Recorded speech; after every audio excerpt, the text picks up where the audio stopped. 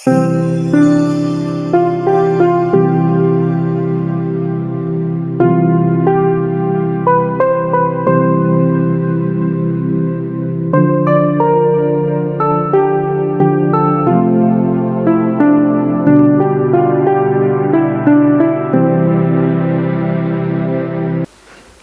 सम्माननीय माननीय कुलपति महोदया, आदरणीय कुलसचिव महोदय, विश्वविद्यालय के समस्त अधिकारीगण, अध्यापकगण, कर्मचारीगण, विद्यार्थीगण और सांची से पधारे अन्य देशप्रेमी बंधुजन,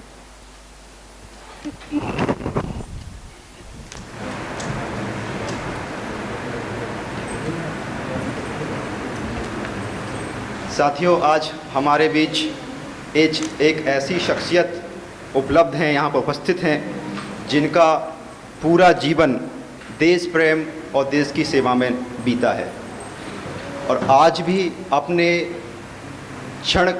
समय का एक एक क्षण वह देश प्रेम और देश की सेवा में लगा रहे हैं। मैं विश्वविद्यालय की तरफ से आत्मीय स्वागत करता हूँ श्री जय सिंह जी तोमर। आप भारतीय सेना से CHM कंपनी हवलदार मेजर के पद से सेवानिवृत्त हुए हैं और सबसे जो गौरवशाली बात है, जो गौरव की बात है, वह यह है कि आपके द्वारा भारत देश के लिए, हमारे देश के लिए 3 युद्ध लड़े गए हैं। पहला युद्ध आपने 1965 में पाकिस्तान के खिलाफ बाड़मेर सेक्टर में लड़ा। दूसरा युद्ध आपने 1967 में चाइना के खिलाफ नाथुला चोला सिक्किम में लड़ा और तीसरा 1971 में बांग्लादेश के खिलाफ, बांग्लादेश का जो स्वतंत्रता संग्राम था, उनका जो आज़ादी का संघर्ष था, उसमें आपका योगदान रहा। और आपकी इन्हीं उपलब्धियों, आपकी इन्हीं संघर्ष और आपकी जो शौर्य है, इसकी वजह से भारत के राष्ट्रपति के द्वारा आपको बैटल ऑफ ऑनर्स के तौर पर अखौरा टाइगर से सम्मान से नवाजा गया।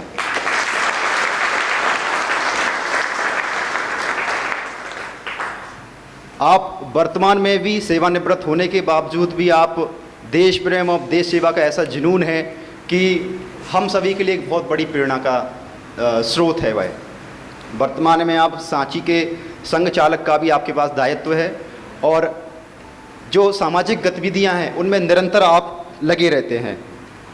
हम लोग इनको प्यार से अंकल बोलते हैं, तो हमारे अंकल के जो उनकी जो चारित्रिक विशेषताएं हैं, उनका जो हमें सीखने को मिलता है, मैं कुछ बातें बताना चाहता हूं कि इनका जो दिनचर्या है सुबह 4 बजे से स्टार्ट होती है और आप विश्वास नहीं करेंगे, 4 बजे उठने के बाद 500 स्ट्रोक कपालभाति के, उसके बाद अनुलोम विलोम और जो भी योगा की क्रियाएँ हैं 4 बजे से शुरू हो जाती हैं। 6 बजे स्थान पर पहुंच जाते हैं, संघ स्थान पर पहुंच जाते हैं।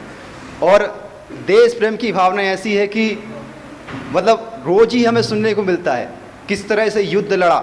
हम लोग जो पिक्चरों में देखते हैं, सिनेमा में देखते हैं कि किस तरह से युद्ध हुआ, तो हमें लाइव सुनने को मिलता है किस तरह से दुश्मन सामने था, किस तरह से 10-10 दिन तक बिना खाए पिए इन्होंने युद्ध लड़ा, किस तरह से साथियों ने इनके हाथों में दम तोड़ा। तो ये सुन के देश का अभी रक्त का कण कण प्रफुल्लित हो जाता है, शौर्य से भर जाता है। तो ये हमारे लिए, आपके लिए आज एक असेट हैं। आपकी 78 साल की उम्र हो चुकी है, लेकिन जुनून और जो जोश है वह कम नहीं है। किसी भी तरह का कोई कार्य हो, कहीं किसी की आवश्यकता हो, सामाजिक हो, किसी तरह का, हम बाद में पहुंचते हैं, पहले अंकल पहुंच जाते हैं वहाँ पर। तो ये बहुत ही अनुकरणीय है और सीखने लायक है।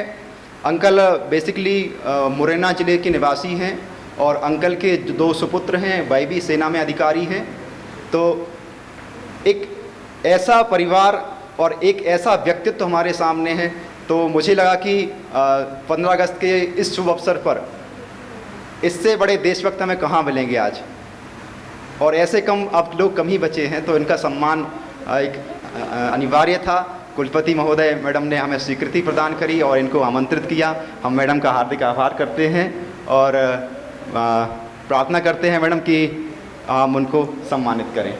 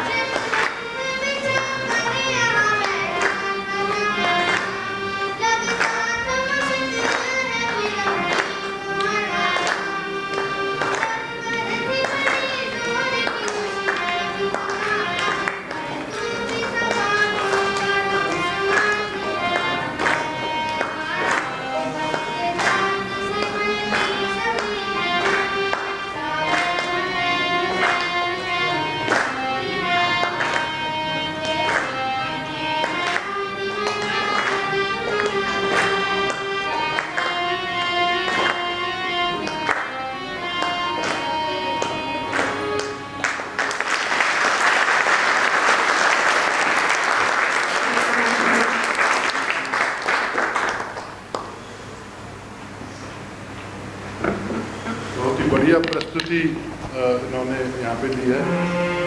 और इनके बाद मैं आमंत्रित करना चाहूँगा अमितेश दामोदर को। बेटा आप यहाँ पे आए बेटा।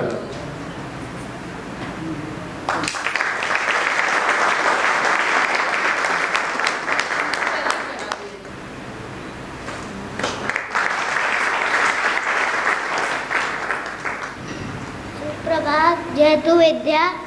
मुझे ना तन चाहिए ना धन चाहिए, बस अमन से भरा ये वदन चाहिए।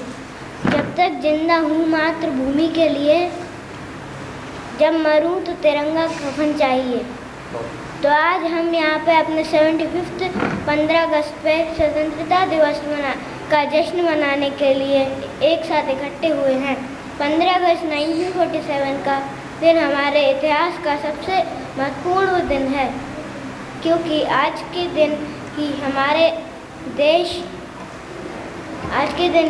देश के कोने कोने में यह दिन मनाया जाता है। यह दिन हमें उन स्वतंत्रता सेनानियों की याद दिलाता है जिनने देश के लिए अपने प्राण तक दान दिए। और आज हम सबको गांधी जी का स्मरण करना चाहिए। आज हम सबको मिलकर राष्ट्रगान गाना चाहिए। आज हम सबको मिलकर राष्ट्र निर्माण व देश विकास का संकल्प लेना चाहिए और गांधी जी के बताए गए चीज़ों को आपको अच्छे से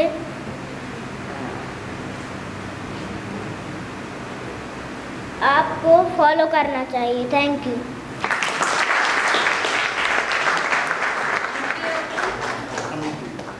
बहुत ही बढ़िया आपका स्पीच था। बिल्कुल सरल शब्दों में उन्होंने समझाया आज़ादी का महत्व। अब इनके बाद में स्वेच्छा से आप सभी में से कोई भी यहाँ आना चाहे, अपनी प्रस्तुति देना चाहे, बालक बालिकाएँ यहाँ हैं, विश्वविद्यालय के छात्र छात्राएँ भी हैं। मैं अब यहाँ पर ध्रुव को आमंत्रित करता हूँ। ध्रुव आप आइए यहाँ पे और अपनी प्रस्तुति दीजिए।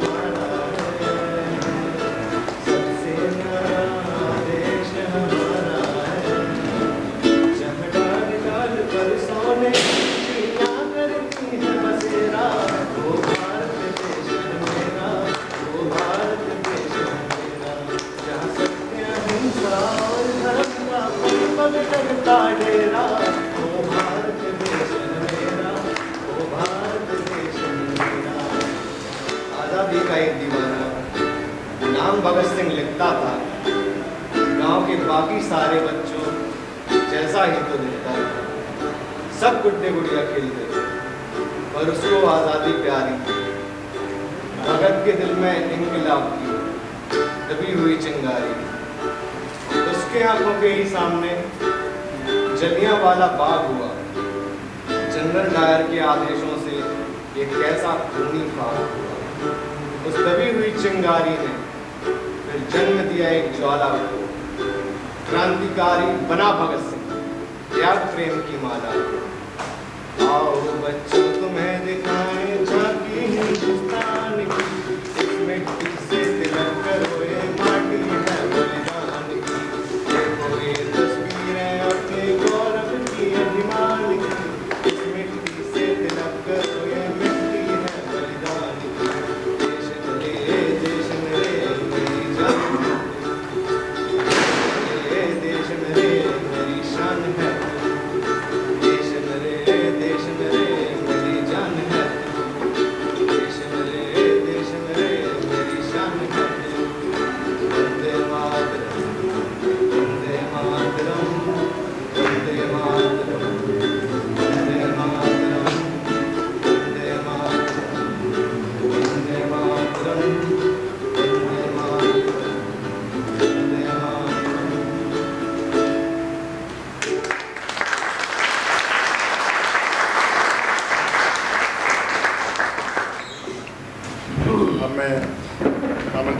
हूँ डॉक्टर उपेंद्र बाबू खत्री जी को यहाँ पे आए और अपना प्रस्तुति दें। सम्माननीय मंचस्थ हमारे अधिकारीगण, मित्र बंधु, कर्मचारी, हमारे प्रिय विद्यार्थी, जैसा कि आप सबको पता है, मेहता जी के माध्यम से भी आपको पता चलता है कि मांडूक्योपनिषद मेरा प्रिय विषय है। तो कल रात में मैं चिंतन कर रहा था मांडूक्योपनिषद पे। मैंने जी आवाज़ आ रही क्या आपको? आ रही है। ओके। तो मांडूक्योपनिषद में राष्ट्र की संकल्पना पे मैं विचार कर रहा था। उसमें जो मुक्तिकोपनिषद है उसमें एक रेफरेंस मिलता है राम का, तो राम का भी चिंतन करने लगा। अब राम के चिंतन में यदि माता सीता ना हो तो संभव नहीं, तो माता सीता का भी चिंतन करने लगा। और दोनों का चिंतन करते समय यदि सामर्थ्य के जो देवता हैं हनुमान जी, उनका यदि मैं चिंतन ना करूं तो मुझे समझ में नहीं आ रहा था कुछ, तो इसीलिए मैंने उसको और गहराई से अध्ययन किया। और गहराई से अध्ययन करने के बाद मैंने सोचा कि राम सबके लिए कृष्ण भी चरित्र हैं, आदर्श हैं, लेकिन राम क्यों आदर्श हैं, इसका मैं चिंतन कर रहा था। तो उस मांडूक्योपनिषद में ऐसा, मुक्तिकोपनिषद में लिखा था कि राम जी ने हनुमान जी को मुक्तिकोपनिषद के अनुसार मांडूक्योपनिषद का ज्ञान दिया था, और वो राष्ट्र की संकल्पना से बहुत मिलता जुलता है। संस्कृति, जहाँ संस्कार कृति के रूप में बन जाते हैं, तो इसलिए राम जैसी कृति, राम जैसे संस्कार, उसकी कृति का जो देश है भारतवर्ष, आखिर ये क्यों नहीं डूबा। तो इसलिए राम के चरित्र को पढ़ते पढ़ते मैं जो है गीत की पंक्तियाँ गाऊंगा, और उसमें कुछ संदेश हैं, आप जरूर उसको धारण करें।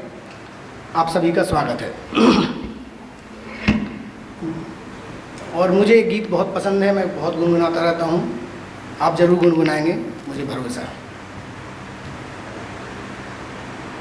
नौजवान उठो, वक्त यह कह रहा, नौजवान उठो, वक्त यह कह रहा, खुद को बदलो, जमाना बदल जाएगा। नौजवान उठो, वक्त यह कह रहा।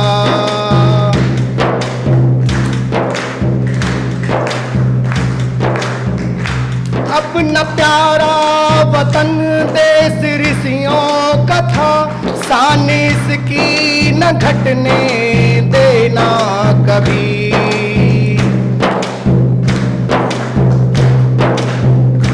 अपना प्यारा वतन देश ऋषियों का था, सानिस की न घटने देना कभी। एकजुट हो सपूतो, शपथ ले बढ़ो, एकजुट हो सपूतो, शपथ ले बढ़ो। दुष्ट का दम निकलता चला जाएगा। नौजवानों उठो, वक्त यह कह रहा।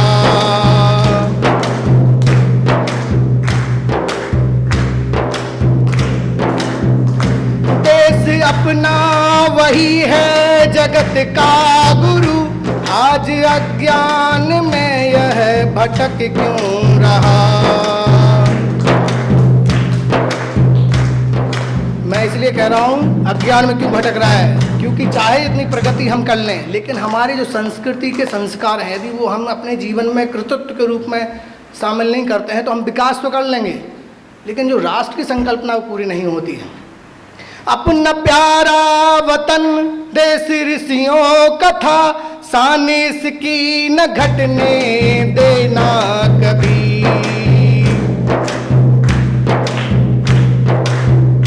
देश अपना वही है जगत का गुरु, आज अज्ञान में यह भटक क्यों रहा। भाव देवी जगा लो हृदय में अगर, भाव देवी जगा लो हृदय में अगर। युग स्वयं ही बदलता चला जाएगा। यह कह रहा।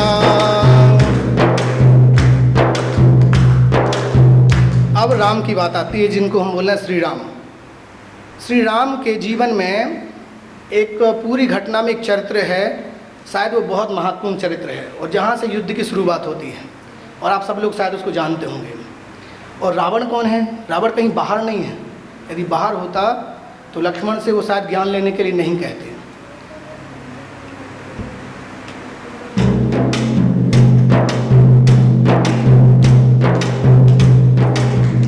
ले चला संत बन जानकी को असुर, जो जटायु में रोका मर हो गया।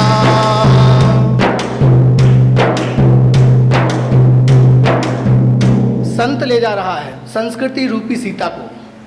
संत जो मुखौटा ओढ़े हुए संत का, दुश्मन तो दिख रहा है सामने से, लेकिन सामने से दुश्मन को तो हम वार कर सकते हैं, लेकिन संत के रूप में यदि असुर आ जाए तो कैसे हम वार करेंगे? इसलिए एक गाना जरूरी है।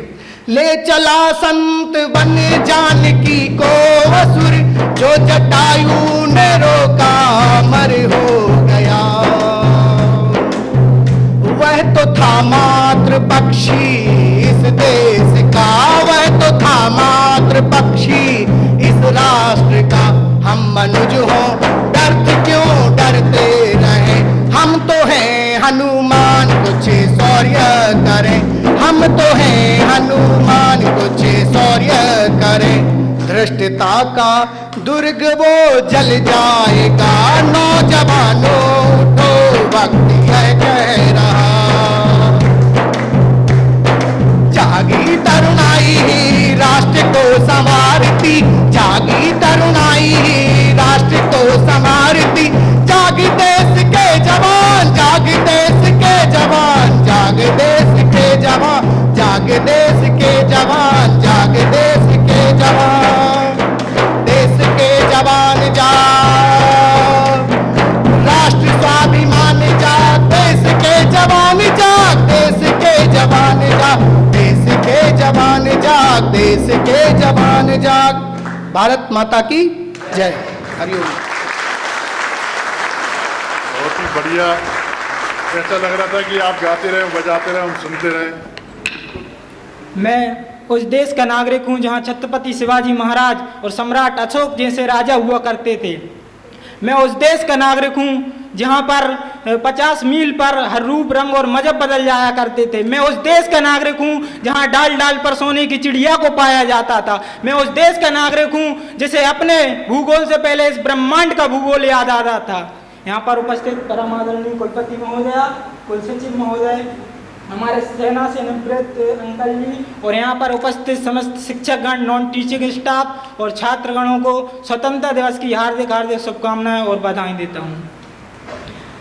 आज हम आज़ादी के अमृत महोत्सव के उपलक्ष्य में यहाँ पर एकत्रित हुए हैं। क्या नारे लगाना और व्हाट्सएप फेसबुक पर पोस्ट करना ही देशभक्ति है? सच्ची देशभक्ति और राष्ट्रभक्ति वह है जब हम अपने काम को ईमानदारी और निष्ठापूर्वक से अपना कार्य करते हैं, वही सच्ची देशभक्ति और राष्ट्रभक्ति है। अगर शिक्षक अपने विद्यार्थियों को कैप्टन तान्या शेरगिल जैसी और चंद्रगुप्त जैसे वीर योद्धा दे देता है तो वही सच्ची देशभक्ति और राष्ट्रभक्ति है। सच्ची देशभक्ति राष्ट्रभक्ति वह है जब हम नालों से बहते पानी को यूं बहने से रोक सकते हैं। सच्ची देशभक्ति और सच्ची राष्ट्रभक्ति वह है जब हम किसी वृद्ध को सड़क पार करा देते हैं। सच्ची देशभक्ति और सच्ची राष्ट्रभक्ति वह है जब हम 200 रुपए का टिकट लेकर थिएटर में फिल्म देखने जाते हैं, लेकिन 70 रुपए का झाड़ू लेकर हम स्वच्छता अभियान में अपना संविधान अपना सहयोग दे देते हैं। वही सबसे बड़ी देशभक्ति और सबसे बड़ी राष्ट्रभक्ति है। यदि हमें अपने राष्ट्र का निर्माण करना है तो इस देश के युवाओं को अपने धर्म और ग्रंथों को मानने की बजाय स्वामी विवेकानंद की तरह उसको जानने की जिज्ञासा रखता हो, वही सच्ची देशभक्ति और सच्ची राष्ट्रभक्ति है। मैं इस मंच के माध्यम से कविता तिवारी की बात कहना चाहूंगा। कथानक व्याकरण समझे तो सुरभित छंद हो जाए, कथानक व्याकरण समझे तो सुरभित छंद हो जाए। सुखद मकरंद हमारे देश में फिर से सुखद मकरंद हो जाए। मेरे ईश्वर मेरे दाता कविता मांगती तुझसे, युवा पीढ़ी संभल करके विवेकानंद हो जाए। एक टाइम पे जब विवेकानंद शिकागो विश्व में अपने संस्कृति का प्रचार प्रसार करने जा रहे थे, तो उन्होंने माँ शारदा से पूछा कि हे माँ शारदा, मैं अपने धर्म और इस संस्कृति का प्रचार प्रसार अब क्या कर सकता हूँ? तो शारदा माता ने कहा कि नरेन, जरा मुझे वो चाकू पकड़ाना।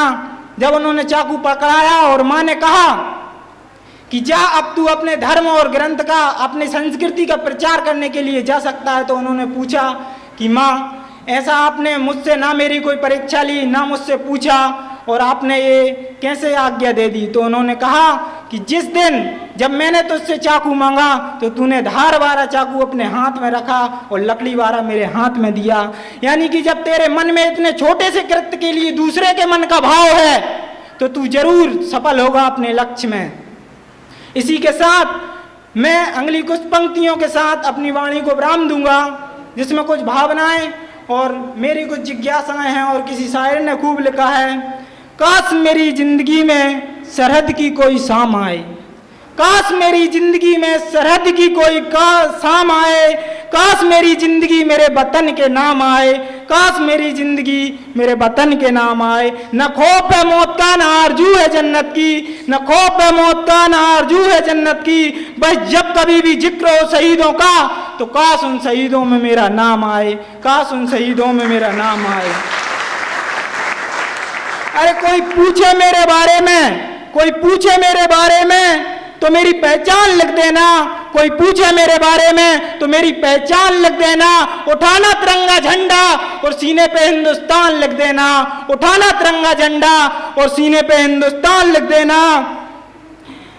अरे कोई पूछे कि वो पागल था कौन, तो भगत सिंह और क्रांतिकारियों का चेला और इनकलाब का गुलाम लिख देना, इनकलाब का गुलाम लिख देना। और जो बचा हो मेरे जिस्म में लहू, उसे उठाना और निकाल फेंकना जमी पर, और माँ तुझे सलाम लिख देना। जय हिंद, जय भारत।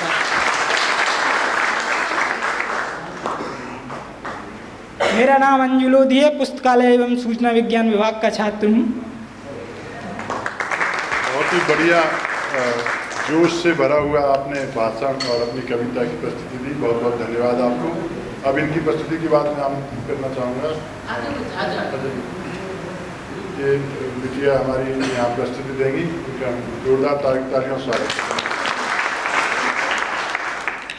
यहाँ मौजूद सभी को मेरा नमस्कार। मेरा नाम सौम्या कुशवाहा है और मैं MA इंग्लिश की छात्र हूँ। सभी को यहाँ मौजूद वाइस चांसलर, प्रोफेसर, सभी को अगर स्वतंत्रता दिवस की हार्दिक हार्दिक शुभकामनाएं। आज मैं एक गीत प्रस्तुत करने वाली हूँ जिसका जो है ओ देश मेरे, जो अरिजीत सिंह ने गाया है। ओ देश मेरे तेरी शान पे सदके, कोई धन है क्या तेरी धूल से बढ़ के, तेरी धूप से रोशन, तेरी हवा पे जिंदा, तू बाग है मेरा, मैं तेरा परिंदा। है अर्जी दीवाने की जहाँ बोर सुहानी देखी, एक रोज बही मेरी शाम हो। कभी याद करे वो ज़माना, माटी पे मर मिट जाना, जिक्र में शामिल मेरा नाम हो। ओ देश मेरे तेरी शान पे सदके, कोई धन है क्या तेरी धूप से बढ़ के, तेरी धूप से रोशन, तेरी हवा पे जिंदा, तू बाग है मेरा, मैं तेरा परिंदा। आंचल रहे म तेरा रंग बिरंगा, ऊंचा आसमां से तेरा तिरंगा, जीने की इजाज़त दे दे या हुक्म शहादत दे दे, मंजूर हमें जो भी तू चुने। रेशम का हो दुर्शाला या कफन सिपाही वाला, ओढ़ेंगे हम जो भी तू बुने। ओ देश मेरे तेरी शान पे सदके, कोई धन है क्या तेरी धूल से बढ़ के, तेरी धूप से रोशन तेरी हवा पे जिंदा, तू बाग है मेरा मैं तेरा परिंदा। Thank you. लाते हैं मुक्त देश की धरती से हम स्वर्ग देख लो। लाते हैं मुक्त देश की धरती से हम स्वर्ग देख लो। लाते हैं जागा देश हमारा है, फूटी सुख की धारा है। जागा देश हमारा है, फूटी सुख की धारा है। ओ भारत के नव निर्माता, ओ भारत के नव निर्माता, तुमको आज जगाते हैं, नई राह दिखलाते हैं। लाते हैं मुक्त देश की धरती से हम स्वर्ग देख लो। लाते हैं घर घर में प्रकाश की छाया, नव निर्माण जगाती है। घर घर में प्रकाश की छाया, नव निर्माण जगाती है। मेहनत कशो पीछे ना देखो, मेहनत कशो पीछे ना देखो, धरती को चमकाते हैं, आशा नई जगाते हैं। लाते हैं मुक्त देश की धरती से हम स्वर्ग देख लो। लाते हैं अब जगने की बेला है, रहा न कोई अकेला है। अब जगने की बेला है, रहा न कोई अकेला है। सुनो देश के पहरेदारों, सुनो देश के पहरेदारों, घर घर अलग जगाते हैं, आशा नहीं दिखाते हैं। लाते हैं मुक्त देश की धरती से हम स्वर्ग देख लो। लाते हैं हम स्वर्ग देख लो। लाते हैं स्वर्ग देख लो। लाते हैं। भारत माता की जय। धन्यवाद। बहुत बढ़िया गायन आपने गाया यहाँ पर चंद्रा जी, और उनका साथ दिया जूनियर बसले जी ने और डॉक्टर खत्री जी ने। और उनके बाद मैं आमंत्रित करना चाहूँगा डॉक्टर प्रभाकर पांडे जी को, वो यहाँ पर आए और अपने गीत प्रस्तुत करें। एक बार पुनः तालियाँ।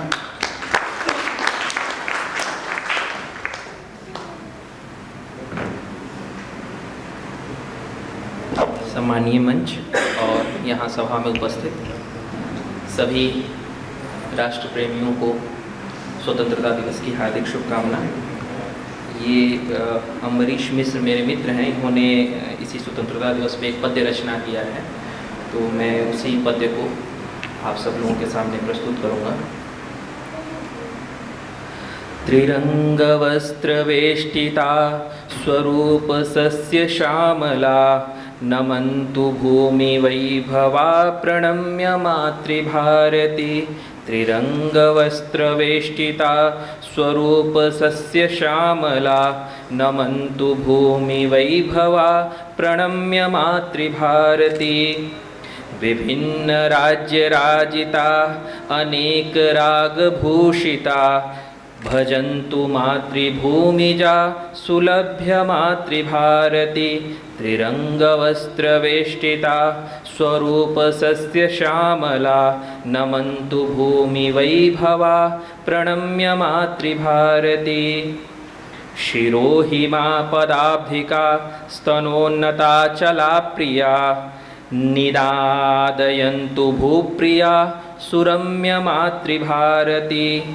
विचित्र चित्र चित्रिता सुलोल बालवाटिका स्तुवन्तु मातृवल्लभा सुसम्य मातृभारती। कुभाव भावनान्वितान् सदा सुदेशखण्डकान् तुदन्तु शत्रुभञ्जका कृतघ्नवैरिलुण्ठकान्। त्रिरंगवस्त्रवेष्टिता स्वरूप सस्य श्यामला नमन्तु भूमि वैभवा प्रणम्य मातृभारती। धन्यवाद पांडे सर। अब मैं आमंत्रित करता हूं हमारे विश्वविद्यालय के एसोसिएट प्रोफेसर डॉक्टर नवीन मेहता जी को कृपया आएँ और अपना वक्तव्य दें। आज़ादी के इस अमृत महोत्सव में मंचासीन सभी सम्माननीय हमारे अधिकारी वर्ग, माननीय कुलपति महोदया, माननीय कुल सचिव महोदय एवं कैप्टन अंकल और परम मित्र हरीश जी और सभी सभागार में उपस्थित देश प्रेमियों, प्रसंग ऐसा है कि वक्तव्य के लिए मैं उपयुक्त नहीं हूँ और मैं चाह रहा हूँ कि जब सब जगह गीत और सुर और ताल है और कल मैंने एक जो गीत था मेरा वो शायद आया भी है, तो उसी को लेकर मैं यहाँ पर प्रस्तुत हुआ हूँ और मैं चाहूँगा कि उसकी अगली पंक्ति यदि आप सस्वर साथ देंगे तो मुझे गाना नहीं आता, तो आपके माध्यम से वो निखर कर सामने आएगा। गीत के बोल हैं, रखो शरण में हे भारत माता, रखो शरण में हे भारत माता, धन्य धरा है मैं पुण्य वाला। जरा गाएं आप साथ में, धन्य धरा है मैं पुण्य वाला। साथ में जरा स्वर देंगे तो आनंद आएगा। रिपीट करेंगे कृपया सभी। धन्य धरा है मैं पुण्य वाला, लिया ये संकल्प वीर सपूतों ने, न झुकने देंगे ये शीश तुम्हारा, न झुकने देंगे ये शीश तुम्हारा। रखो शरण में हे भारत माता, धन्य धरा है मैं पुण्य वाला।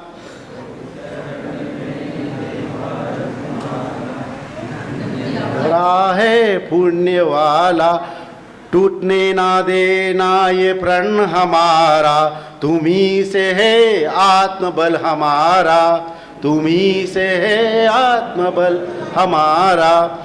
खड़ा हुआ कोई संकट भारी, तुम्ही ने हर ली विपत्ति हमारी, तुम्ही ने हर ली विपत्ति हमारी।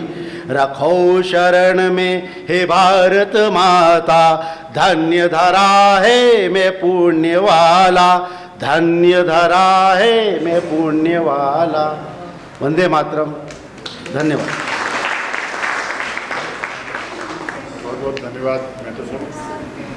अब मैं आमंत्रित करता हूं हमारे आज के कार्यक्रम के मुख्य अतिथि मेजर तोमर सर को, कृपया आएँ और अपने वचनों से हमको लाभान्वित करें।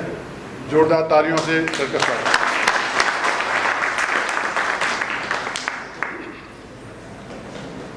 सबसे पहले मैं सबको प्रणाम करता हूँ।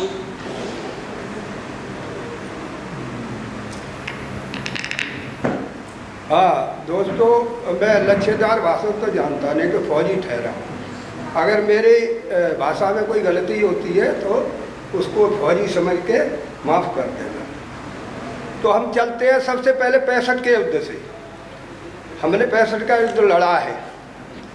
उस समय हमारी यूनिट की उम्र थी, जो हमारी यूनिट है उसका नाम था 18 राजपूत। तो उसकी उम्र थी 1 साल। 65 जनवरी में रेज हुई और 65 सितंबर में हमारा युद्ध पाकिस्तान से शुरू हो गया। पाकिस्तान पे हमने हमला नहीं किया था, पाकिस्तान ने हमारे ऊपर हमला किया था। क्यों? अमेरिका ने उसको सरमन टैंक दिए थे और 500 टैंक थे। तो वो ये समझता था कि हम पूरे राजस्थान और पंजाब को कवर कर लेंगे, लेकिन उसके मंसूबे पूरे नहीं हुए। क्या हमारी सेना के जो जाबाज ब्रिगेडियर जनरल थे, उनकी प्लानिंग इतनी गजब की थी कि हमने बाड़मेर, जैसलमेर और कच्छ भुज तक हमने एक गोल दायरा बनाया और टैंक अंदर आते और वो टैंक कब्जा कर रहे थे राजस्थान पे और पाकिस्तान फूला नहीं समा रहा था। तो हमने आगे से जाके रोक लिया उनको पीछे से। तो पीछे से पूरी सप्लाई उनकी कटअप हो गई। तो जब फ्यूल नहीं मिला तो टैंक खड़े रह गए। उसी में हमारे अब्दुल हमीद को परमवीर चक्र मिला था। तो उस समय हमने उनके टैंकों को ध्वस्त किया और जो हमारी सेना आगे जा रही थी वो पाकिस्तान के काफ़ी हिस्से को हमने ले लिया था। अब इस युद्ध में क्या हुआ, अमेरिका, चाइना और रूस, इंग्लैंड, इनको दर्द हो रहा था। क्यों? हमारी सेना की तो दुर्गति थी ना। क्यों? कि हमसे पीए को ले लिया था। 62 में चाइना ने हमको बुरी तरह, तो सेना भी, हमारी सेना का काफ़ी मनोबल गिरा हुआ था।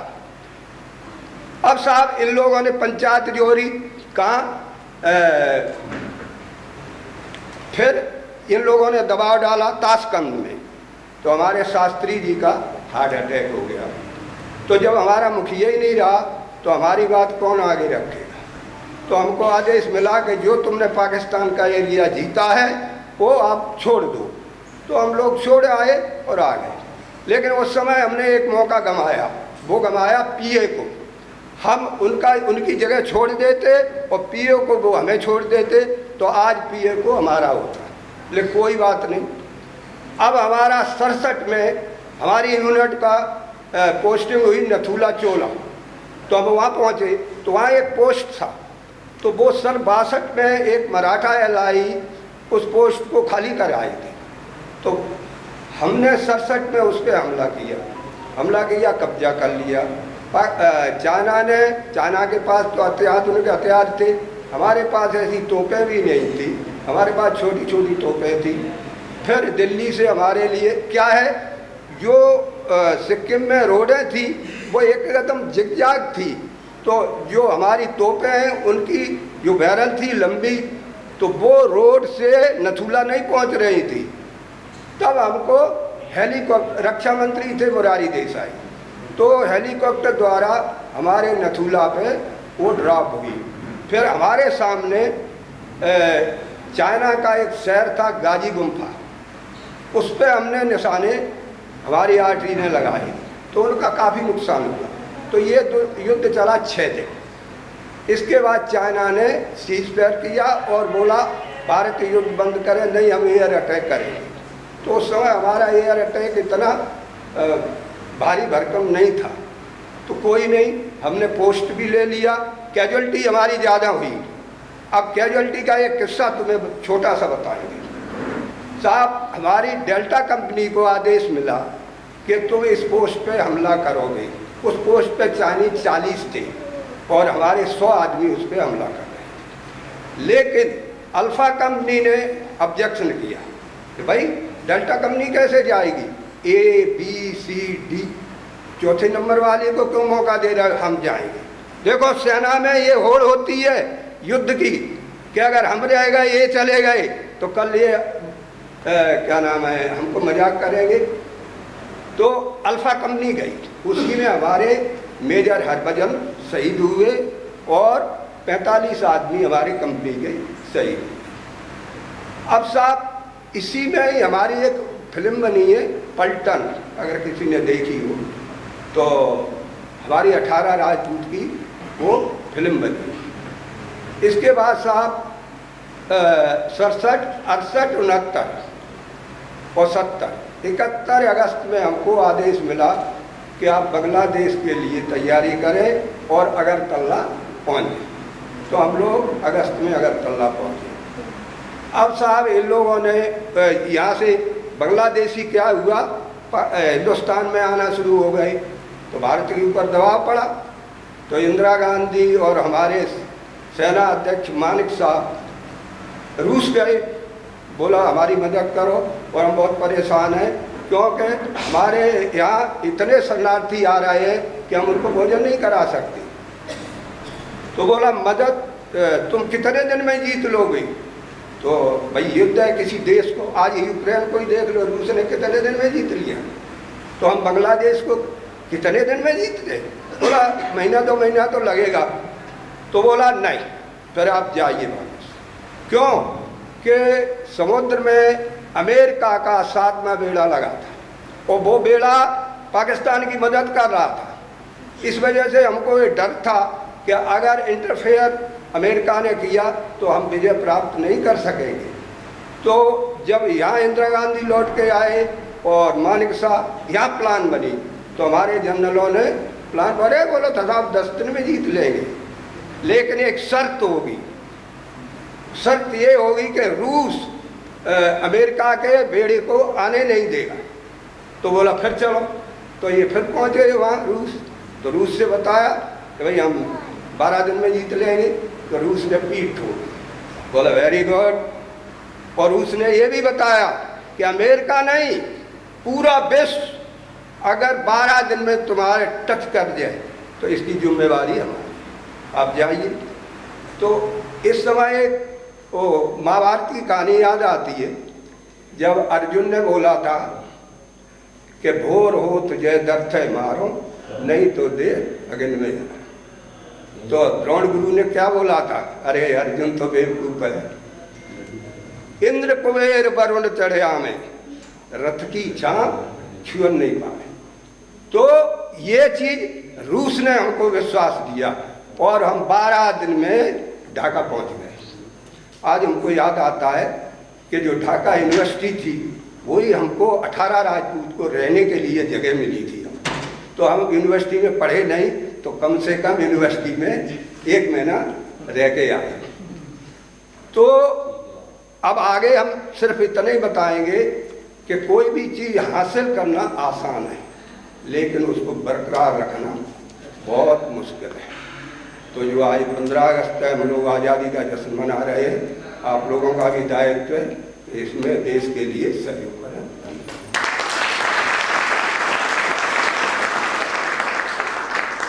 पहली बार शायद हम सब ने प्रत्यक्ष रूप से ये इस तरीके से जिसने युद्ध लड़ा है उनको सामने से सुना है और बिल्कुल बारीकियों से चीज़ों को समझा है कि कैसे मूव करते थे और किस तरीके से आदेश आते थे।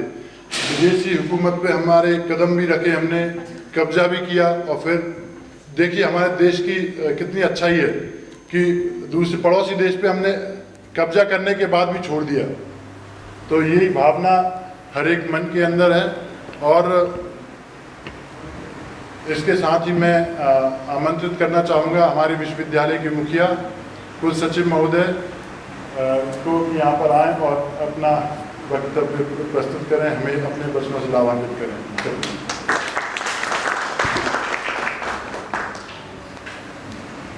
आज़ादी के अमृत महोत्सव के इस कार्यक्रम में 75वां जो स्वतंत्रता दिवस है, उस अवसर पर हमारे विश्वविद्यालय के मुखिया एक्चुअल में कुलपति महोदया जो आज के कार्यक्रम की अध्यक्षता कर रही हैं, उनका पाठ्य हम सभी को भी प्राप्त होगा।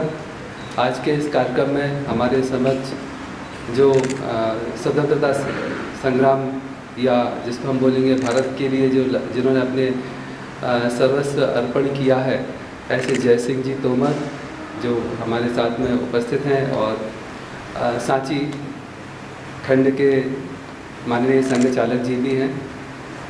हमारे समक्ष उपस्थित हैं आदरणीय गुप्ता जी और विश्वविद्यालय के प्राध्यापक बंधु, कर्मचारी एवं अधिकारी बंधु। आज का ये कार्यक्रम हम लगातार 2 सालों से इसकी प्रतीक्षा में थे कि आज़ादी का अमृत महोत्सव 75वां जो स्वतंत्रता का दिवस है उसमें हम सभी लोग एकत्रित होंगे और भव्यता के साथ उसको मनाएंगे। ऐसा अवसर आ भी गया है और आज उपस्थिति भी अच्छी है। हम आप सभी को बहुत बहुत धन्यवाद देना चाहेंगे जो कि उपस्थिति इतने विपरीत परिस्थिति और मौसम में हम सभी लोग एकत्रित हुए और अपने भारत माता के लिए हम सभी का जो समर्पण है वो इससे प्रदर्शित होता है। कल ही एक बहुत महत्वपूर्ण दिवस था। हमारे देश के माननीय प्रधानमंत्री महोदय जी ने विभाजन की विभीषिका दिवस के अवसर पर 14 अगस्त को मनाने का निश्चित किया है और उसका उद्देश्य भी यही है, जैसा कि अभी माननीय जय सिंह जी की जो लास्ट पंक्ति थी, लास्ट वक्तव्य था कि किसी भी चीज़ को प्राप्त करना बड़ा आसान है लेकिन उसको लगातार सफलता को या स्वतंत्रता को बनाए रखना बड़ा कठिन है। हमारा इतिहास भी लगातार संघर्ष का इतिहास है। लगातार 1500 सालों तक संघर्ष करने के पश्चात हमारे पूर्वजों ने इस स्वतंत्रता को बनाए रखा है और इसी संघर्ष को याद रखने के लिए और चूँकि इतिहास स्वयं में दोहराता है और वहाँ दोहराता है जो लोग इतिहास को याद नहीं रखते, जो समाज, राष्ट्र, देश इतिहास को भूल जाता है, वहाँ दोहराया जाता है। इसीलिए आदरणीय प्रधानमंत्री महोदय ने विभाजन की विभीषिका दिवस को मनाने के लिए या याद रखने के लिए बात रखी कि हम जो हमारे पूर्वजों ने या जो हमारे साथ जो हुआ है उसको हम भूल ना जाए, इसीलिए विभाजन की विभीषिका दिवस है। और भारत की स्वतंत्रता की पूर्व संध्या पर इसको मनाया जाना एक चिंतनीय विषय भी है कि कैसे भारत स्वतंत्रता के पश्चात भारत माता के टुकड़े हुए और वो अंतिम बार नहीं हुए थे। इसके पहले भी अफ़गानिस्तान भारत से अलग हुआ, श्रीलंका 1935 में अलग हुआ, तिब्बत अलग हुआ, बांग्लादेश अलग हुआ, सबसे लास्ट में 1971 में। फिर इसके अलावा जम्मू कश्मीर जो पीओके अक्साई चिन्ह की हम बात करते हैं वो केरल, पश्चिम बंगाल और अभी 3 बीघा ज़मीन भी जो हम देते हैं वो उसकी बात होती है। फिर चिकन नेक या जिसको बॉटल नेक बोलते हैं उसके लिए भी भारत तेरे टुकड़े होंगे इंशाअल्लाह इंशाअल्लाह, ऐसी बहुत सारी चीज़ें सामने आती हैं। तो इन सारी चीज़ों को याद रखने के लिए भारत का स्वतंत्रता दिवस हम सभी लोग मनाते हैं और चूँकि जब से भी हमने होश संभाला है या हम सभी जो हमारी जनरेशन के लोग हैं या बाद के हैं या पूर्व के भी हैं, उन्होंने भारत को हमेशा कम होते देखा है। कभी ये पार्ट निकल गया, कभी वो पार्ट निकल गया, कभी हमने भारत को बढ़ते देखा क्या कि आज भारत में ये भी मिल गया, आज भारत में वो भी मिल गया, ऐसा कभी हुआ नहीं।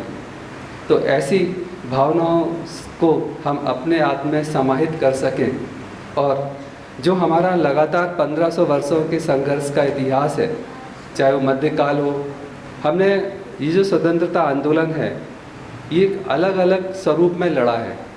मध्यकाल में हम देखेंगे तो जिसको हम लोग भक्ति आंदोलन कहते हैं। अभी एक विद्यार्थी ने बोला भी है कि हम उस धरा के हैं जहाँ पर अशोक और वीर शिवा, महाराणा प्रताप जैसे हमारे पूर्वज हुए हैं जिन्होंने इसकी स्वतंत्रता को बनाए रखने के लिए घास की रोटियां भी खाई हैं और हमने बचपन में सुना भी है, वो उक्ति भी सुनी है। और कवि भूषण लिखते हैं, बहुत मार्मिक है, घास की रोटी की कहानी तो पढ़ी है, लेकिन कवि भूषण महाराणा प्रताप की जो रानी है उनके लिए लिखते हैं कि घने घोर मंडल में रहन वाली वो, घने घोर मंडल में रहाती है, 3 बेर खाती थी सो अब 2 बेर खाती है। इसका अर्थ है मंडल मतलब जंगल भी है, मंडल मतलब बहुत बड़ा महल भी है। तो बड़े महलों में रहने वाली अब घने जंगलों में रहती है और 3 बार खाना खाती थी तो अब बीन के खाती है, ऐसा उन्होंने लिखा है। तो ऐसी एक रानी की कल्पना है, एक रानी के बारे में चित्रण है। तो हमारे पूर्वजों ने कितना संघर्ष किया है, लगातार संघर्ष की गाथा है। तो चाहे वो 1500 का शताब्दी हो या 1857 की क्रांति हो या 1909 का मार्लिमेंटो का सुधार हो, जिसमें सबसे पहले तुष्टीकरण की बात की गई और उसी तुष्टीकरण के पश्चात भारत का विभाजन हुआ। 1916 में जब लखनऊ का समझौता हुआ, उसमें सबसे पहले मार्लिमेंटो ने जो पृथक निर्वाचन का बात थी उसको स्वीकार कर लिया और 1916 में लखनऊ समझौता में सबसे पहले कांग्रेस ने इस चीज़ को स्वीकार किया। फिर 1900 असहयोग आंदोलन के पहले हम देखेंगे खिलाफत आंदोलन, मोपला का विद्रोह हुआ, असहयोग आंदोलन, सविनय अवज्ञा आंदोलन या भारत छोड़ो आंदोलन, पूरे में हमको तुष्टीकरण की एक लंबी प्रथा देखने को मिलती है, जिसका दुष्परिणाम 1947 में भारत का विभाजन हुआ। तो ये सारी चीज़ें जो थी, भारत का विभाजन किन परिस्थितियों में हुआ और कैसी घटनाएं हुई, कौन सी वो ट्रेन थी जो जिसमें भारत को स्वतंत्रता की मुबारकबाद दिया गया। चूँकि समय कम है, ये सारी चीज़ों को तो एक छोटे से व्याख्यान में समाहित नहीं किया जा सकता, इसीलिए हम सभी का दायित्व बनता है कि ऐसी जो पुस्तक है और ऐसी जो घटनाएं हैं उन सभी को हमको पढ़ना चाहिए ऐसे दिवस पर, स्वतंत्रता दिवस और भारत की विभीषिका के दिवस पर। अभी हमारे जो पेंटिंग विभाग है उन्होंने जो प्रदर्शनी बनाई है उसकी भोपाल में सभी जगह डिमांड भी आ रही कि हमारे यहाँ ये प्रदर्शनी लगाओ, क्योंकि वो बहुत संदेश देने वाली है। तो अब प्रयास होगा कि भारत की विभीषिका के उपलक्ष्य पर या उस पर जो घटना हुई है उस पर भी एक प्रदर्शनी बनाने की आवश्यकता प्रतीक होती है। तो प्रयास होगा कि अगले बार अगर पेंटिंग विभाग का सहयोग मिलता है तो भारत की विभीषिका पर एक प्रदर्शनी का हम सभी निर्माण करेंगे, क्योंकि अभी जो बैंक हैं और जो रेलवेज़ हैं और पेट्रोलियम मंत्रालय है उन्होंने एक प्रदर्शनी का निर्माण किया है और वो सब जगह प्रदर्शित भी हो रही है। तो उसको भी हम लोग देख के और कैसे इसको बना सकते हैं, चूँकि आने वाली पीढ़ी को ये संदेश दे सकेगी। और आज़ादी के अमृत महोत्सव भी एक बहुत बड़ा उपलक्ष्य है और हम सभी लोग आज़ादी के अमृत महोत्सव में भारतीय स्वतंत्रता को और भी गौरव तक पहुंचाने के प्रयत्न और प्रयास में हम सभी का सहयोग प्राप्त होगा। ऐसी आशा के साथ मैं अपनी बात को पूर्ण करूंगा। बहुत बहुत धन्यवाद। बहुत बहुत धन्यवाद सर। अवश्य ही हम सब आपके निर्देशों का पालन करेंगे और देश हित में कार्य करते रहेंगे। और इसी आज के कार्यक्रम की बेला को आगे बढ़ाते हुए मैं हमारे विश्वविद्यालय की मुखिया और आज के कार्यक्रम की अध्यक्षता कर रही हमारे विश्वविद्यालय की कुलपति महोदया को मैं आमंत्रित करता हूं कि वो मंच पर आएं और हमको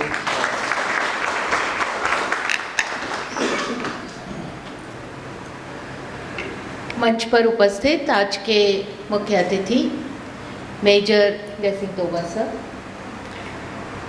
कुल सचिव महोदय प्रोफेसर अलकेश चतुर्वेदी सर,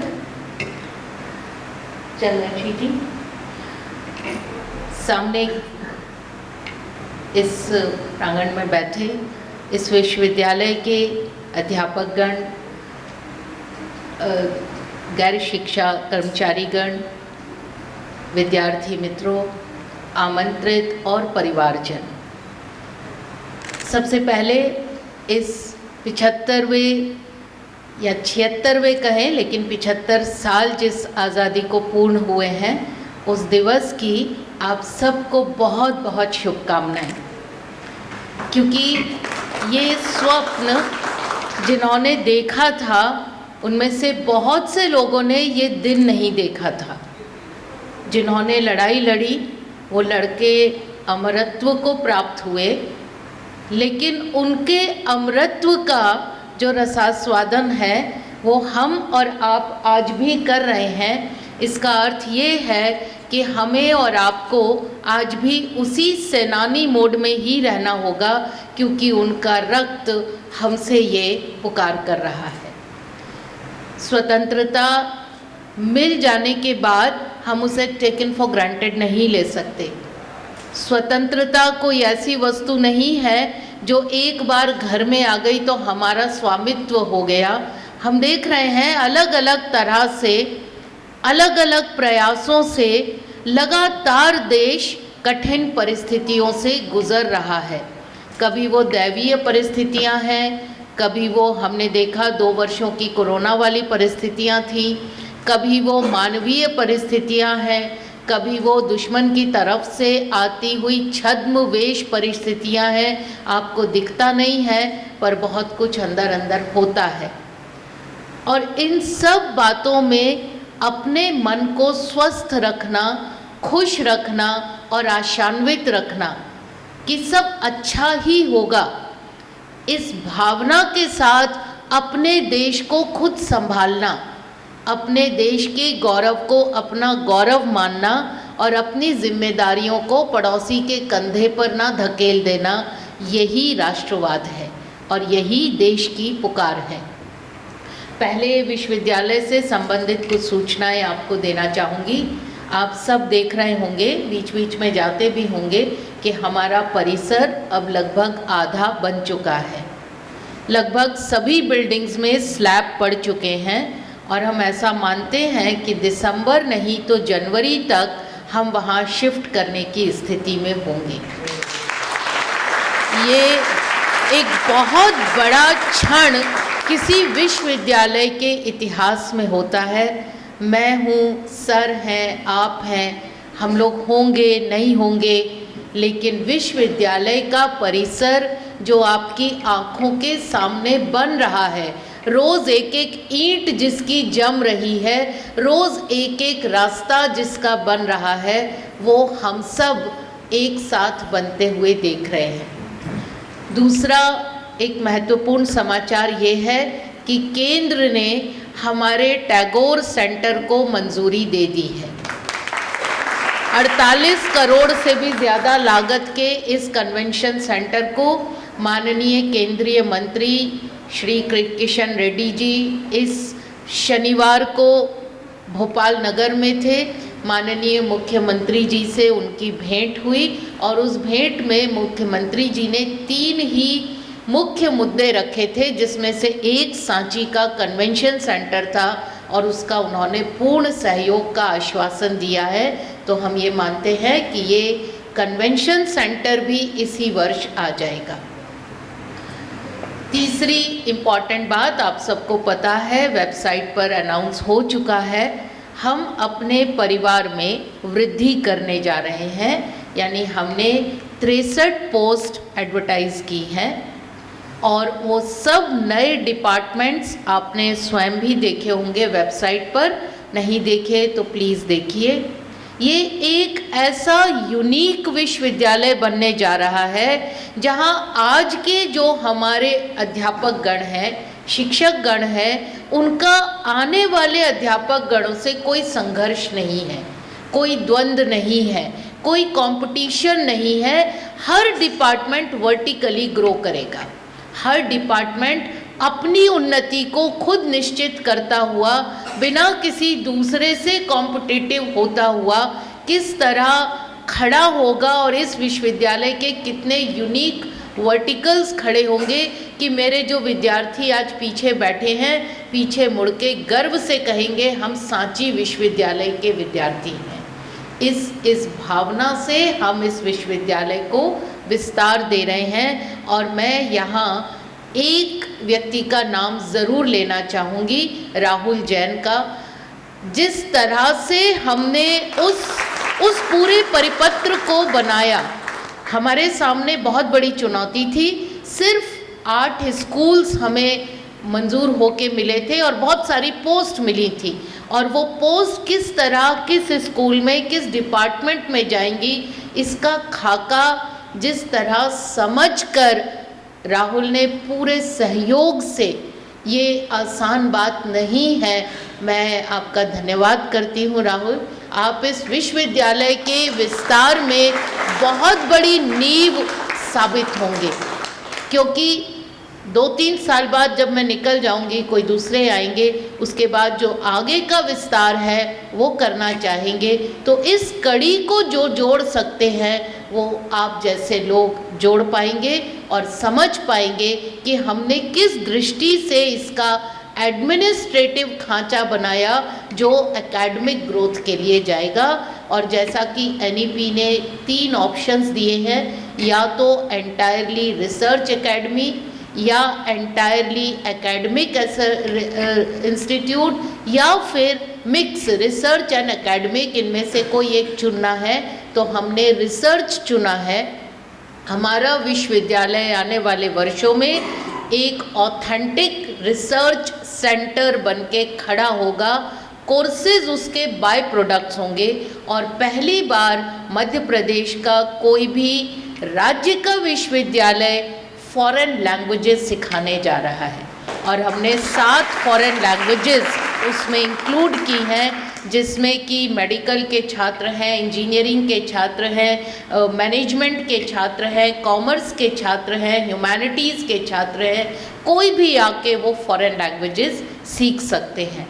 तो आधुनिकता, पारंपरिकता और सामयिकता, इन सारी चीज़ों को दृष्टि में रखते हुए ये विश्वविद्यालय अगले 1 वर्ष में एक नए रूप में, हम मानते हैं नया 15 अगस्त जब हम 2023 का मनाएंगे तो एक नए रूप में हम इसे देख पाएंगे। और इसके लिए आप सब ने बहुत बहुत सहयोग दिया है। पूरे शिक्षक वर्ग ने जिस तरह मीटिंग्स में अपने विचार दिए, उसमें सहयोग दिया और सुझाव दिए, उनसे जो ये डेवलपमेंट्स हुए, आप सब नॉन टीचिंग जिस तरह से एक के बाद एक जो हम काम आपको जिस तरह से सौंपते हैं, आप कितनी निष्ठा से, तत्परता से और अपना मानकर जिस तरह कर रहे हैं, इस विश्वविद्यालय को कोई नहीं रोक सकता। और आपका वेलफेयर देखना हमारी जिम्मेदारी है। हम आपको फिर से ये आश्वासन देते हैं कि कोई भी ऐसी चीज़ जो आपको इस नौकरी में मिलनी चाहिए और ना मिले, ऐसा नहीं होगा। ये हमारी तरफ से आपको एक आश्वासन है। ये कुछ बातें हैं विश्वविद्यालय की। सर ने बात की 62 की, चतुर्वेदी सर ने बात की इतिहास की। इन दोनों बातों को मिलाकर बहुत सी बातें करनी बाकी हैं। हम 47 तक की बातें कब तक दोहराते रहेंगे? हम गुलाम थे, हम उसमें से स्वतंत्र हुए, उसको 75 वर्ष हो गए, लेकिन जो नैरेटिव 47 में चेंज होना चाहिए था, जिस देश पर गर्व होना चाहिए था, जिसकी संस्कृति पे गर्व होना चाहिए था, जिसकी विरासत पे गर्व होना चाहिए था, जिसकी भाषा पे गर्व होना चाहिए था, जिसके त्योहारों पे गर्व होना चाहिए था, जिसकी वेशभूषा चाहे वो किसी भी धर्म की हो, अपने धर्म से वो पहनते हैं, उस पर गर्व होना चाहिए था, उसके बजाय हमने एक एंग्लिसाइज्ड कंट्री बना के डाल दिया। एंग्लिसाइज्ड कंट्री उसने जो 47 में किया वही आज तक करता आया है, विभाजन।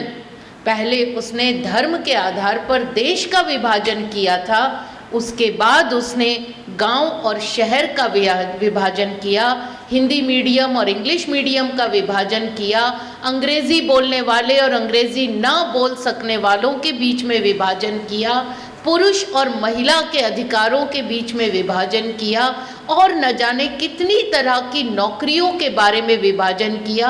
होते होते होते हम आज उस मोड़ पर आ गए कि जो हाथ से काम करता है उसे हम हेय दृष्टि से देखते हैं, वो नीचा है, वो ऊपर बैठने के लायक नहीं है, क्योंकि वो कारगर है। और जो साहब है उसकी एक ही पहचान है कि साहब खुद कुछ नहीं करते, उनके आसपास के लोग ही उनका काम करेंगे।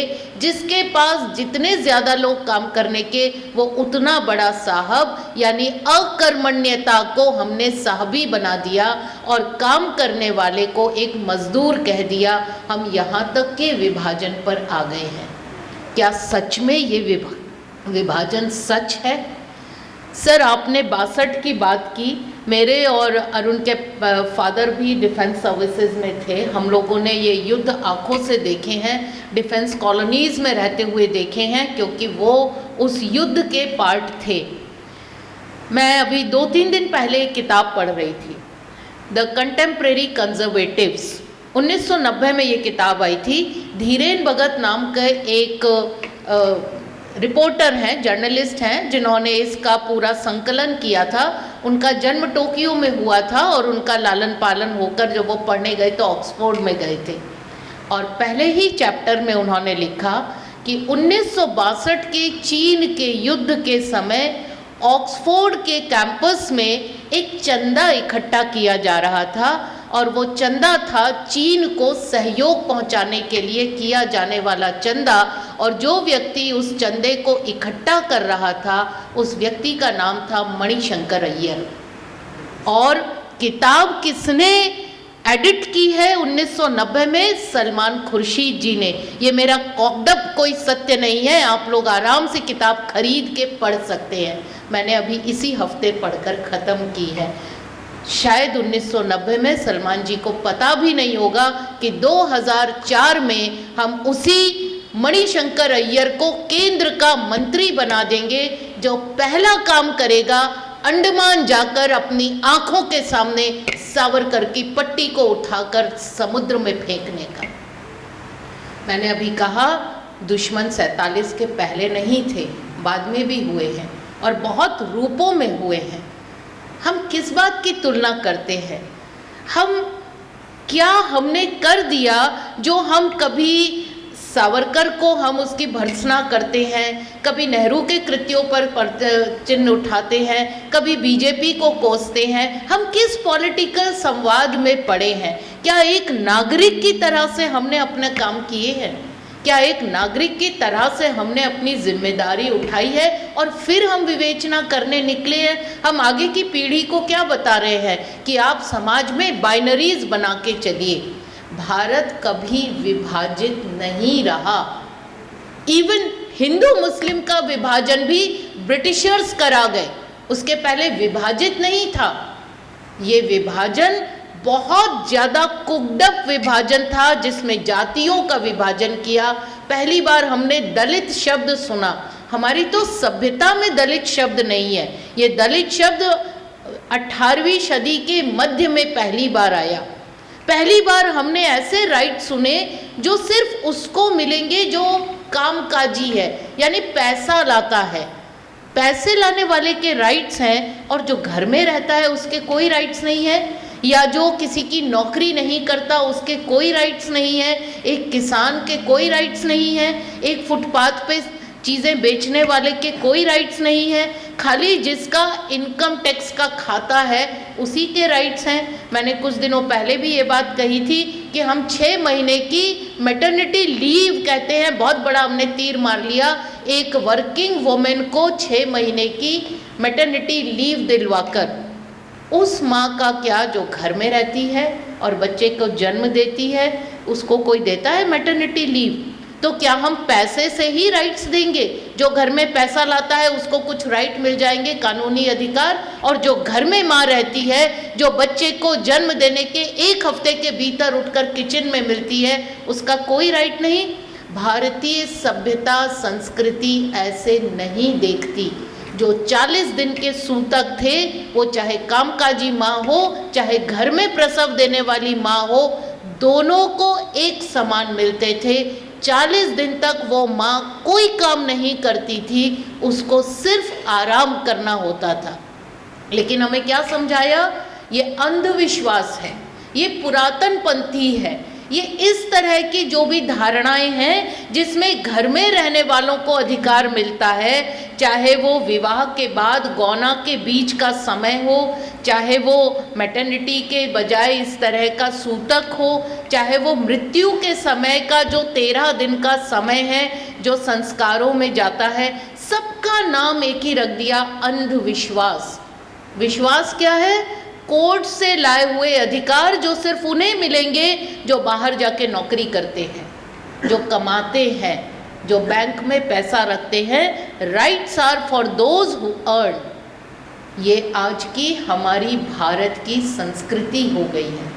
हम आपको विश्वविद्यालय में क्या पढ़ाते हैं? ग्रीक में लिखा हुआ एरिस्टोटल जो अंग्रेजी में ट्रांसलेटेड है, लेकिन हम संस्कृत के वो ज्ञान ग्रंथ आपको नहीं पढ़ाते क्योंकि आपको तो संस्कृत आती नहीं है, तो ग्रीक आती है क्या? अगर ग्रीक को आप इंग्लिश में ट्रांसलेटेड पढ़ सकते हैं तो संस्कृत को भी पढ़िए। आपको तो ज्ञान से नाता जोड़ना है, पर ऐसा काटा वो नाता कि संस्कृत को ना संस्कृत में आप पढ़ सके, ना ट्रांसलेशंस में आप पढ़ सके। Greek, Italian, German, French, Hebrew सबको आप अंग्रेजी में पढ़ सकते हैं, लेकिन संस्कृत पढ़ते ही हम इतना बड़ा बवाल खड़ा कर देते हैं। ये तो धार्मिकता है। कौन सी धार्मिकता? वो धार्मिकता जिन संस्कृत के ग्रंथों को अल-बुरैनी ने ट्रांसलेट किया, स्पेन ले गया, उसी संस्कृत के ग्रंथों पर आज पूरा विश्व चल रहा है। उसी ज्ञान पर पूरा मेडिकल साइंस चल रहा है।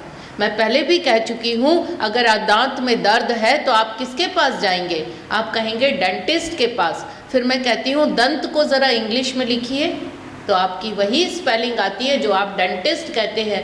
पूरी दुनिया में मेडिकल साइंस भारत से गई है, इसलिए पूरी दुनिया मेडिकल वर्ल्ड में सिर्फ संस्कृत बोलती है। उनके पास शब्द नहीं है। मन के लिए मेंटल बोलती है, दंत के लिए डेंटल बोलती है, हार्द के लिए हार्ट बोलती है, हैंड के लिए हस्त, हस्त के लिए हैंड बोलती है। उनके पास ये ज्ञान ही नहीं था। सबसे पहले हमारी 29 विश्वविद्यालयों में जो 3 श्रेणी बनाई गई, शिक्षक, आचार्य और गुरु, पूरा विश्व उसके अलावा आज भी कोई कैटेगरी खोज नहीं पाया है। और तैत्तिरीय उपनिषद में बड़ा क्लियर बाइफर्केशन है। ये जो आप CAS करते हैं ना, कि कौन लेक्चरर रहेगा या असिस्टेंट प्रोफेसर रहेगा, कौन एसोसिएट होगा, कौन प्रोफेसर होगा, तैत्तिरीय उपनिषद बताता है कौन शिक्षक होने के गुण रखता है, फिर कौन से गुण और अर्जित किए जाएं जो वो आचार्य हो जाए, फिर और कौन से गुण अर्जित किए जाएं जो वो गुरु हो जाए। ये असेसमेंट पीरियड नया नहीं है, ये वेस्टर्न नहीं है, ये भारतीय है।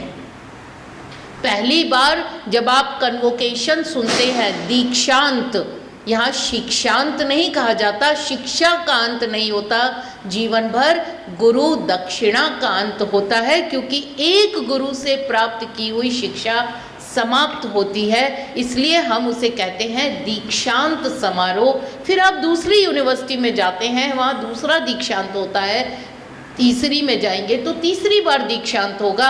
हर गुरु से ली हुई शिक्षा की दीक्षा देके, दक्षिणा देके आप निकलते हैं। ये भी तैत्तिरीय उपनिषद में पहला कन्वोकेशन एड्रेस दिया हुआ है। कुलपति शब्द आज तक चल रहा है, जो पूरे विश्व में हमसे लिया गया। वाइस चांसलर कौन होता है, उसके गुण दिए हैं। कम से कम इतनी गायों का निर्वाह करने वाला, कम से कम इतने छात्रों को दीक्षा देने वाला, कम से कम इतने परिसर के राजाओं को शिक्षित करने वाला, वो एक कुलपति होता है। तो हम उस संस्कृति के लोग हैं जो 1947 से पहले, चाहे हम आज़ादी के दीवानेपन में कुछ तो मानते थे, लेकिन 47 के बाद हम इतने बड़े अंग्रेज़ हो गए कि अंग्रेज़ भी हमसे शर्माने लगे। जो A.O. ह्यूम था, आपने सबने नाम सुना होगा, वो इटावा का कलेक्टर था और उसने 1850 में चुन चुन के जिन भी स्वतंत्रता संग्रामियों ने 1857 के युद्ध में भाग लिया था, सबके शीश कटवा दिए थे और लगभग 1.25 लाख भारतीयों का मर्डर किया था। उसे इटावा से एक, मैं तो महिला वेश भी नहीं कहूँगी, हिजड़े वेश में भागना पड़ा था। A.O. ह्यूम को आगरा पहुँचा था और फिर कहीं कहीं से होकर वो इंग्लैंड पहुँचा।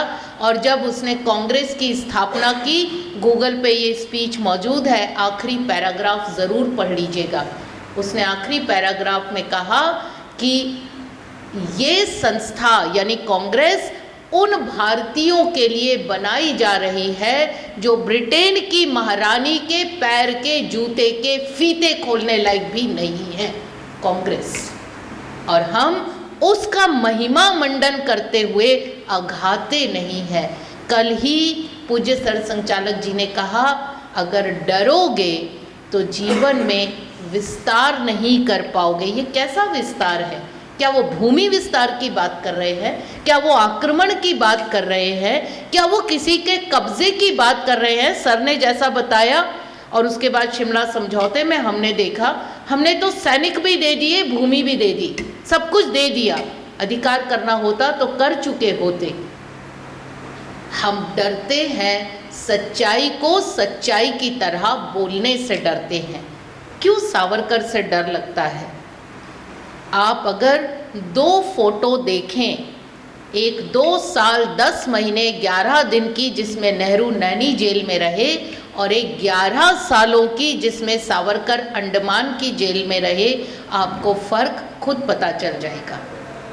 मदन लाल ढींगरा ने जब कर्जन वैली का मर्डर किया या उसका घात किया इंग्लैंड में, तो इंडिया हाउस जो मदन लाल ढींगरा ने, श्यामजी कृष्ण वर्मा ने अपने ही पैसों से खड़ा किया था लंदन में, वहाँ उस समय के कांग्रेस के अध्यक्ष सुरेंद्र नाथ बनर्जी ने खड़े होकर कहा, हम एक मत से मदन लाल ढींगरा की भर्त्सना करते हैं।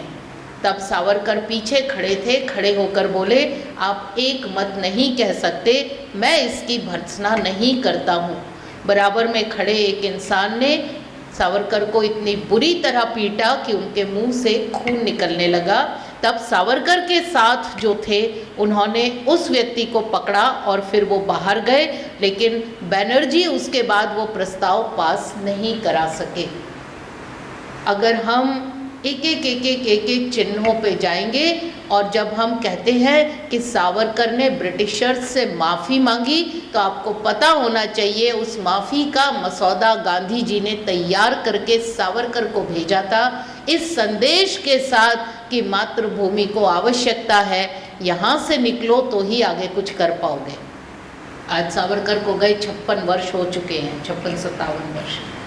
हम आज तक समझ नहीं पाए कि अगर हमें राष्ट्र के चिन्ह बनाने हैं तो हम किन्हें बनाएं।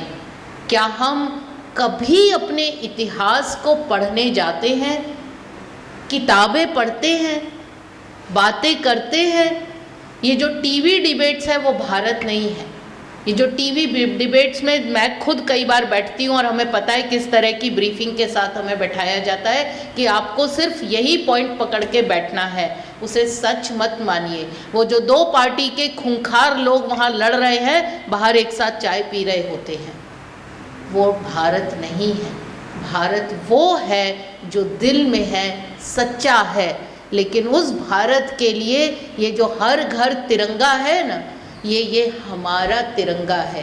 कोई कहे या ना कहे, मेरे घर पे अगर तिरंगा है तो वो मेरे भारत की शान है। लेकिन उस शान को सिर्फ 15 अगस्त और 26 जनवरी को मनाने जाएं, ऐसा नहीं होता है। जब आप रेड लाइट हो और चौराहे पे रुक जाएं, जब आप नियमों का पालन करें, जब आपको कोई हमें बायोमेट्रिक रखनी ना पड़े, जब आप खुद टाइम से आएँ और खुद टाइम से जाएं, जब आप खुद को बताएं कि ये मेरे देश के लिए है, इदम नमाय इदम राष्ट्राय, जिस दिन हम ये कहेंगे उस दिन हम कहीं जाके सच्चे देशवासी बन सकते हैं। आज मैं सुबह देख रही थी, बाहर भी देखा, यहाँ भी देखा, बहुत डल से फेसेस नज़र आ रहे थे। हृदय को झांक के देखिए, आज ऐसा दिन है जिसके लिए पीढ़ियों ने बलिदान दिया है। पीढ़ियों ने, छोटे छोटे बच्चे फांसी पे चढ़े हैं। 15-15, 14-14 साल के बच्चों को पीट पीट के मार डाला गया। किस लिए निकले थे? आज के दिन के लिए। मन को इतना मत बुझाइए कि हम उनको भी खुश होके याद ना कर सकें, नमन ना कर सकें कि तूने ना देखी आज़ादी तो क्या, ऐ माँ तेरी राह में हम बिछ बिछ जाएंगे। जिस दिन झंडा ऊपर होगा तेरी माँ चरणों में शीश नवाएंगे। इस झंडे का फहराना उनसे पूछिए जो अभी स्वर्ण पदक जीत के आए हैं। जब बाकी देशों का नहीं, अपने देश का राष्ट्रगान बजता है तो चाहे हाथ में बाल गोपाल हो या चाहे वहाँ का वो मैस्कॉट हो, वो भी खुद नाचने लगता है। ये झंडे की अपनी शान है, अपनी आवाज़ है, अपना आह्वान है। ये छोटे छोटे बच्चे इतना सुंदर यहाँ आके गीत गा के गए। इनको ये संस्कार जो हम आज से दे रहे हैं, इन्हीं संस्कारों से ये कल के आगे के जब हम 100 वर्ष मनाएंगे, हमें से बहुत लोग नहीं होंगे, लेकिन ये उस गर्व से मना पाएंगे जिसमें विभाजन नहीं होगा, ना मन का विभाजन, ना भाषा का विभाजन, ना काम का विभाजन, ना शिक्षा का विभाजन। आज एक डिग्री कर देती है विभाजन, हम पढ़े लिखे हैं, ये बिना पढ़े हैं, वो बिना पढ़े हमसे ज़्यादा होशियार हैं, पर हमारा ईगो मानने को तैयार नहीं होता। इसलिए फिर से आप सबको इस विश्वविद्यालय के चहुमुखी विकास की कामना करते हुए, हम सब जुड़ के एक परिवार है, ये मेरा और आपका नहीं, हम सब का विश्वविद्यालय है। हम सब इसकी उन्नति में एक साथ नींव बन के भागीदार बन रहे हैं। आप सब पाए हैं, अब तो जो आएंगे वो मंजिल के कंगूरे बनेंगे। जो नींव आप हैं वो स्थान कोई भी नहीं छीन पाएगा। आप लोगों का योगदान जब से आपने यहाँ ज्वाइन किया है अभूतपूर्व है, चाहे वो आपका मौन में रहकर किया गया योगदान हो, चाहे वो आपका एक प्रफुल्लित मन से एक ज्योतिर्मय होकर दिया जाने वाला योगदान हो। आपकी ऊर्जा बहुत दूर तक पहुंचती है और आज आप भी पहचान पा रहे होंगे कि आपकी ऊर्जा पूरे समाज में पहुंच रही है, देश में पहुंच रही है, विदेशों में पहुंच रही है। एक छोटी सी बात और करके मैं आज समाप्त करती हूँ। हम 6 और 7 को जनवरी में एक बहुत बड़ा कन्वेंशन इंदौर में करेंगे। प्रवासी भारतीय दिवस 9 जनवरी को होता है। 6 और 7 की सारी मिनिस्ट्री की परमिशंस आ चुकी हैं। दूसरे देशों में जो भारतीय अध्यक्ष हैं वो सब उस कन्वेंशन में आने वाले हैं। कोई कहीं के एमपी होंगे, कोई कहीं के प्रेसिडेंट होंगे, कोई कहीं के प्राइम मिनिस्टर हैं, लेकिन वो सांची विश्वविद्यालय की उस कन्वेंशन में आएंगे और आप सब उसके जजमान हैं, आप ही आयोजित कर रहे हैं और हम उसे बड़े अच्छी तरह से एक बड़े मैसेज के साथ आयोजित करेंगे। माननीय मुख्यमंत्री जी ने बार बार कहा है कि जीसी जल्दी बुला लीजिए, इसलिए हमने एजेंडा भेज दिया है। हम उम्मीद करते हैं बहुत जल्दी जीसी होगी। जीसी के पहले ही हम ईसी भी करेंगे, तो जो आप लोग प्रतीक्षा कर रहे हैं वो काम जल्दी हो जाएगा और उसी में हम अपना कुलगीत भी तैयार करेंगे। कुलगीत के विषय में मुझे आपसे ज़रूर एक बात कहनी है। मैं 1 वर्ष से प्रयास किए जा रही थी कि कोई हमारा कुलगीत लिख दे। कुछ कवियों से बात हुई, कुछ हमारे मित्र हैं जो कवि हैं उनसे बात हुई, आप लोगों से भी 1-2 बार पूछा किससे लिखवा सकते हैं। उनको बहुत बार ब्रीफिंग भी की, ऐसा चाहते हैं, ऐसा चाहते हैं, ऐसा चाहते हैं, लेकिन संयोगवश उस एक फ़्लाइट में, बॉम्बे से कोची की फ़्लाइट में मैंने कुछ लिखा, लिखकर मान नहीं लिया कि ये कुलगीत हो सकता है। उसको कई लोगों के पास भेजा और जब वहाँ से जो प्रतिभाव आया उसमें ये एक तरह से ठीक लगा कि हाँ, इसको हम कुलगीत कह सकते हैं। उसके बाद उसे स्वरबद्ध कराया और हम खाली स्वरबद्ध कुलगीत नहीं रिलीज़ करना चाहते थे, इसलिए आपकी आंखों के सामने उसको पूरा फिल्माइज भी किया गया है। हमने इन हाउस को भी पूरी अपॉर्चुनिटी दी, बाहर से भी कराया है, लगभग तैयार है। परसों हमने उसका रफ ड्राफ्ट देख लिया है, बहुत से सुझाव दिए हैं, फिर से होकर आजकल में आ जाएगा। तो जो अब के जीसी होगी उसमें विश्वविद्यालय का कुलगीत भी माननीय मुख्यमंत्री जी रिलीज़ करेंगे। ये कुलगीत एक तरह से हमारा वर्चुअल ब्रोशर होगा। इसमें बहुत सा अभी अपग्रेडेशन बाकी है क्योंकि ब्रोशर वाले गुण उसमें नहीं आए हैं, लेकिन वो हम इन हाउस करेंगे, मगर वो रिलीज़ होने की पॉसिबिलिटी के साथ तैयार है। इन सब चीज़ों के साथ फिर से आप सबको बहुत शुभकामनाएं। स्वतंत्रता दिवस पीढ़ियों दर पीढ़ी ये भारत मनाता जाए, साहस से हम अपने देश के लिए खड़े हो सकें और कभी इस देश का ना मान झुके, ना शान झुके, ना हमारा सर झुके और हम शान से कहें कि हम भारतवासी हैं। आप सबका बहुत धन्यवाद। जय हिंद। आदरणीय कुलपति महोदय, आपके अध्यक्षीय उद्बोधन के लिए बहुत बहुत धन्यवाद और आभार। और मैडम, जैसे अमूमन देखा जाता है कि घोषणाएं तब होती हैं जब कार्य होना है और बहुत दूर होना है, बहुत दिनों बाद होना है, लेकिन हमारी कुलपति महोदय की सरलता देखिए, कार्य जब लगभग आधा हो गया, वहाँ से ग्रांट आने की भी तैयारी हो गई और देखिए घर होना, चाहे हमारा कार्यस्थल हो, हमारा घर हो, जब तक हमारे सर पे खुद की छत नहीं होती तब तक जीने का उतना मज़ा नहीं आता जितना आना चाहिए। और एक बार हम पुनः सभी की ओर से आपका धन्यवाद प्रेषित करना चाहेंगे मैडम। तीनों प्रकार की घोषणा और धन्यवाद। साथियों, जिस तरीके से दौर पे दौर बदलते चले गए और लोग हमारे लिए अपनी प्राणों की आहुतियाँ देते चले गए, चाहे बात करें हम 1857-58 में जब मंगल पांडे जी, रानी लक्ष्मीबाई या फिर चंद्रशेखर आज़ाद, भगत सिंह और कई ऐसे नाम हैं 1947 तक, और उसके बाद भी जैसे सर के साथ ही उन्होंने देश के लिए बलिदान दिया। आज मैं उन सबको इस मंच के माध्यम से नमन करता हूं। और उनके पीछे ये तो सब प्रत्यक्ष थे जो लड़े युद्ध भूमि में जाकर, सीमावर्ती इलाकों में जाकर या फिर सीमा के अंदर। इनके पीछे अप्रत्यक्ष रूप से उनके परिवारजन, उनकी माता बहनें भी हमेशा उनके, देखिए बड़ा टफ होता है जब अपने बच्चे को, जिसको जन्म दिया, पाला, इसलिए नहीं कोई पालता कि उसको आहुति देना है प्राणों की, लेकिन देश हित में उन्होंने ये कार्य भी हंसी खुशी किया ताकि देश सुरक्षित रहे और देश की आने वाली पीढ़ियां इस उन्मुक्त गगन में आज़ादी की सांस ले सकें। और इसी के साथ में कार्यक्रम की समाप्ति के लिए देवेंद्र सिंह जी को आमंत्रित करता हूं कि धन्यवाद ज्ञापन के लिए वो यहाँ मंच पर आएँ और सभी अतिथियों का धन्यवाद ज्ञापन करेंगे।